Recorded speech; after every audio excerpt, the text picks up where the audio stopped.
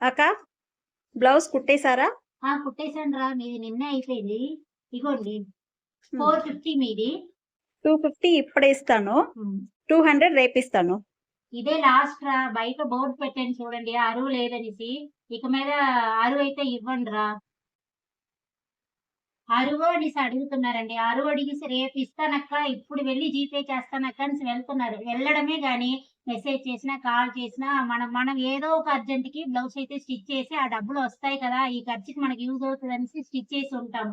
వెళ్ళి ఇంక రిప్లైయే ఉండదు. కాల్ చేసినా రిప్లై ఉండదు.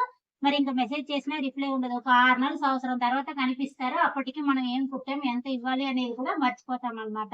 ఇంకా చూసారంటే ఎప్పుడైనా ఎదురుగుండా కొట్టుకి పక్కన ఉన్న కొట్టుకి బ్లౌజ్ తీసుకెళ్ళి ఇస్తారు. ఎందుకంటే మన దగ్గరికొస్తే పాత బ్లౌజ్ డబ్బులు అడుగుతాం కదా! అందుకోసం. ఇలా ఎప్పుడు చేయకండి. మేము లైనింగ్ తీసుకోవాలి డబ్బులిచ్చి, దారం కొంటున్నాం. అంతే కాకుండా ఎంత టైమ్ స్పెండ్ చేసి ఒక బ్లౌజ్‌ని కట్ చేసి, స్టిచ్ చేసి మీకైతే ఇవ్వడానికి ట్రై చేస్తున్నాం. ఆ 100, 200కే కదా అంత సేపయితే మేము కష్టపడతాం.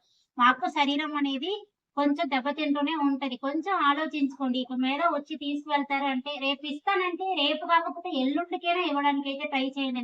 నల్లు మాత్రం ఎప్పుడు గడిపించకండి. నాకైతే దగ్గర దగ్గర ఒక 2500 దాకా బయట డబ్బులు మాత్రం ఉన్నాయండి. మీకు ఎంత ఉంది అనేది కిందన కామెంట్ చేయండి.